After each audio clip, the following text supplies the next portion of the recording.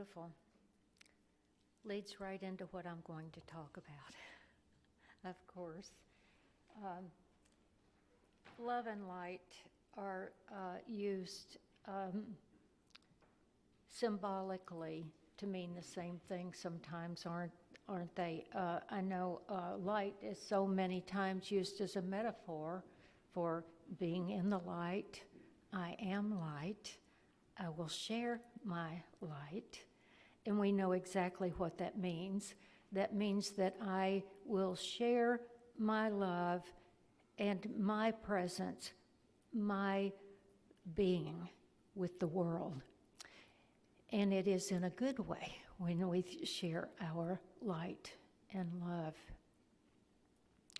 We know that light has a feeling too. There's a lightness to someone's step. And you know you've been in a room and someone comes into the room and they're in a dark mood, in a bad mood. And the next thing you know, you feel it, don't you? You don't even have to see it. They don't have to say a word. You feel it. And that's what we're talking about today, is bringing light to the world. May I, with my own beingness, bring light to the world. And I think we do, one person at a time. And we're going to expand that light so it won't even fit in this sanctuary. Can't you just see that? And I know that for someone who is a seer and they can see light, they could be looking into the heavens right now and look right down here, and they would see this beautiful beaming light that is shining into the heavens. There's a man named Ed Townley. He's a Unity minister and a well-known Unity minister. Has been with Unity many years now, but he talked about a time in his life when he was in Long Island. He said he had become desperate. He was addicted. He was alone. He was unhappy. He was hitting bottom. And dark is how he described his life. And he didn't know where else to turn. He had made a phone call to a friend, and the friend directed him to go to this meeting this one night. And that's how he found himself stumbling along in the dark in Long Island, not knowing where he was going. And when he suddenly saw a light by a door, and he said it became the metaphor for his life.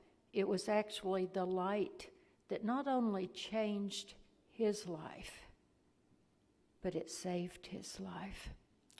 I just absolutely love reading his story. It was just a wonderful one.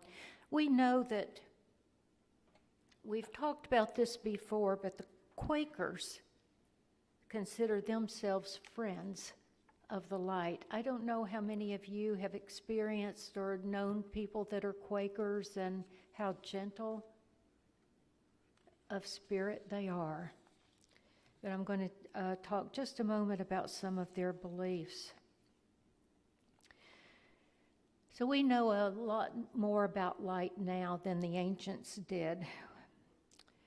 We now know that the sun and the stars are always there, whether we see them or not. It's like walking into the dark night and shining a flashlight. You see what's already there, awaiting your attention.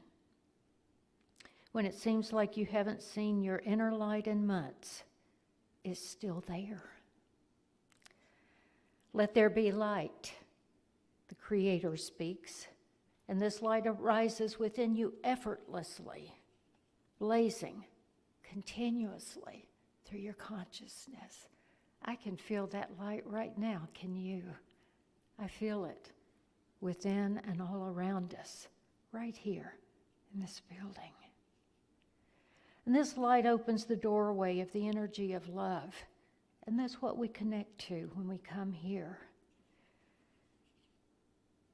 So the Quakers, as I mentioned, or Friends, say about light. And it sets them apart from other belief systems. They agree that the light is something that illuminates and reveals. Light reveals whatever is not healthy and casts shadows where it is obstructed. The light is a beacon to those seeking guidance.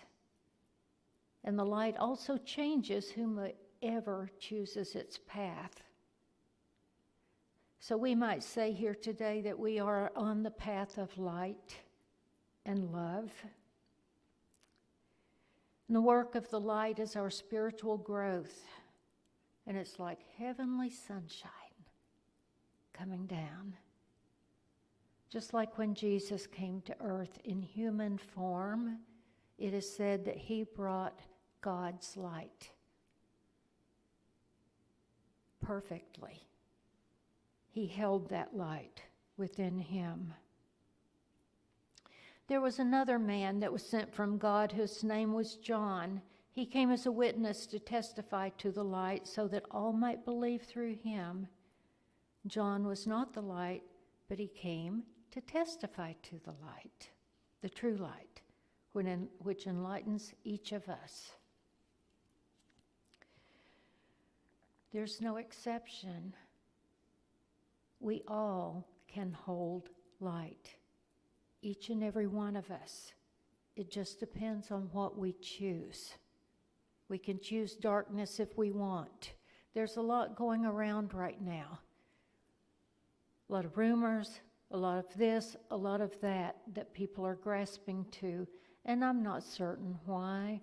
I don't know what it gives us when we grasp on to darkness or theories that are dark. I myself want to move toward the light, and I recognize a rumor when I hear one that only supports one side of the ego. And somehow humans have a way of keeping those things going. So let's reject all those if we can and embrace only those things that bring you toward the light. So the theology of Quakerism, and that is that God is in all people, the true light in everyone. Early Friends believed that our task, our human calling, was to cultivate and nurture this light within. They called it minding the light. Minding the light. Now, the word minding works on several levels. When I first thought about it, I thought, now wait a minute, does that mean that we're supposed to obey the light, like some theology that used to be obey the Lord no matter what? And as one might mind their parents or their teachers or their bosses, God was to be obeyed. God was our boss. There are many people, in fact, maybe the majority of people who understand God this way, and that's okay. If it works for them, that's okay. God is high and we are low. God is the master, we're the servants. To be clear, there are passages and stories in the Bible that do support that understanding. We believe that to be an old understanding of an ancient peoples. We do not support that theology here at Unity, but you are welcome to believe it if you find it helpful and true. Whatever you believe that helps you. If you believe in a God out there somewhere that wants you to only believe in him and he wants to use you as a puppet, you're free to believe that. We don't believe that here. We believe what Jesus taught, and that was, you are the light, just as I am the light. So there is another interpretation of the word minding that is a real possibility that resonates. And this is minding as attending to or caring for. Caring for, minding. Philip Gulley is a Quaker minister, and he said he remembers being at his mother-in-law's house, and he and his wife wanted to go out to eat by themselves. And his mother-in-law said, "Oh, you go on ahead, I'll mind the kids." That's the kind of minding we're talking about today. She didn't mean she'd obey the children and do what they said. She meant she would attend to and care for the children. So this is what we are to do with the light. We are to mind the light. We are to attend to and care for it. So when early friends spoke about minding the light, it was in that sense. They meant it. God was in them. The light of God was in them. It was their task, their responsibility to nurture it, to attend to it, to care for it, lest it grow dim. Because while it's true that light of God cannot be taken away from us, it can dim, can't it? We can follow the wrong folks sometimes right here on this earth, the wrong teachings. And it can make our light be dim. That's why it's so important, we think, for these young people to come, these young children, and to learn confidence so that they won't follow the pack, so that they won't follow the word there on the street. Oh, we're going to be cute, we're going to do this, we're going to make fun of so-and-so, that's funny and cute. No, it's not. We want to teach the children that come here to be confident in themselves and know that they carry the light of God within them. And adults need this reminder too. When we become sarcastic or making fun of someone else, we need to remember that we're not carrying the light. Our light is becoming very dim at that moment. We need to hold each other up. We need to hold others in the light. Unity minister Linda Martella-Whitsitt, and some of you, I believe Matt went to her church there for a while before she, moved on to, he's saying yes, he's upstairs, to Silent Unity. And she has a beautiful family. When she was young and in college, she met a beautiful black man, and they fell in love, and they married, and they've had a wonderful, wonderful, wonderful life together. And they have two beautifully striking, tall children, a girl and a boy, now a man and a woman. And Linda tells of all the heartbreaking times where she's witnessed the unkindness to her family. You can just hardly believe it. This beautiful family. She tells of a time when once her husband came to pick her up from work, and he was waiting outside on a bench, and someone actually came up to him and said, "What are you doing here?"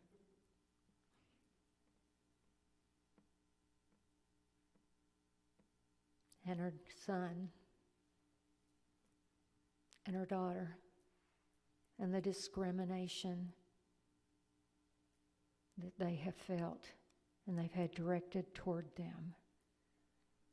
And she said it's all well and good for those of us that have not felt that type of discrimination, but if you have, and you felt those actions toward your loved one, for whatever reason it is, there are many reasons out there right now that people are being discriminated against. And none of them are good, I promise you.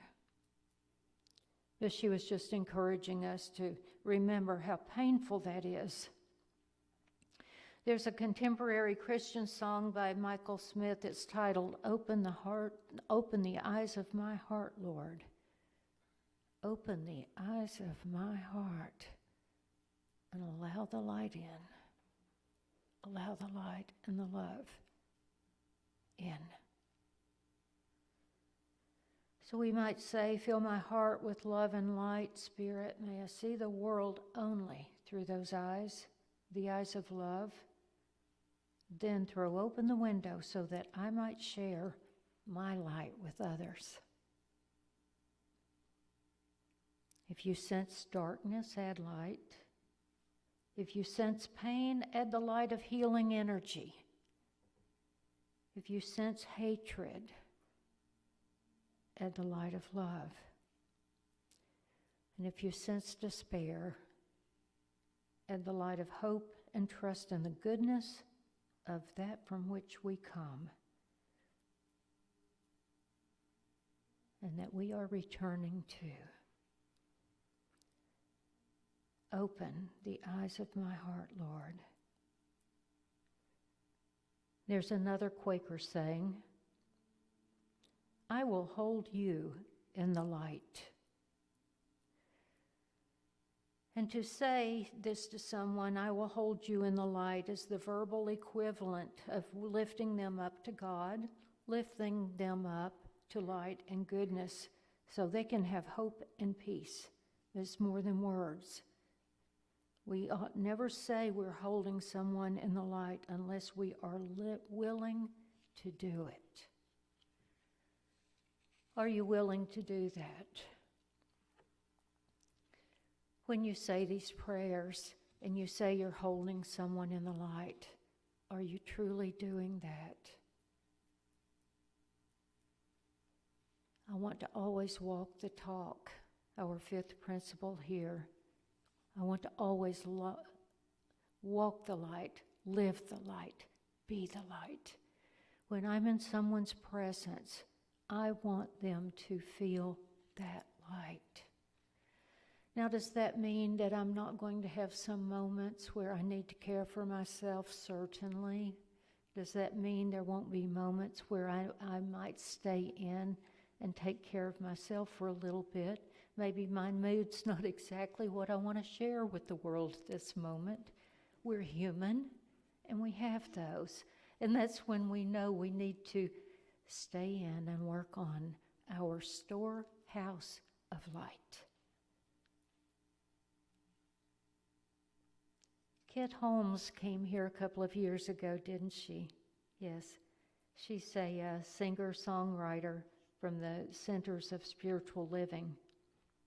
She's a practitioner, as they call it. We call it a minister. She came here and spoke and provided music when we were, I think we were in Italy. I'll just do a little bragging right there. I believe that's where our family had gone that year. Believe me, we haven't gone any place for 2 years, and it's beginning to look like we're going to be lucky if we make it across town these days. So, and we're glad for that. We had a trip planned last summer. We were going to go to another trip abroad, and that was canceled. Then we were going to try to do it in December. That was canceled, and then the one in June, it was canceled too. So, oh well, you can't get upset about these things. You just know the timing was not right. But I wasn't here that Sunday, and I know that Kit Holmes she came and she provided the words and the music. And she wrote a song. It's absolutely beautiful. I'm going to hold you in the light. I'm going to hold you in the light, hold you, till you know again that everything's all right. And I'll remind you, as you are enough. You are enough. I'm going to hold you in the light of love. I'm going to hold you in the light. Thank you for your time.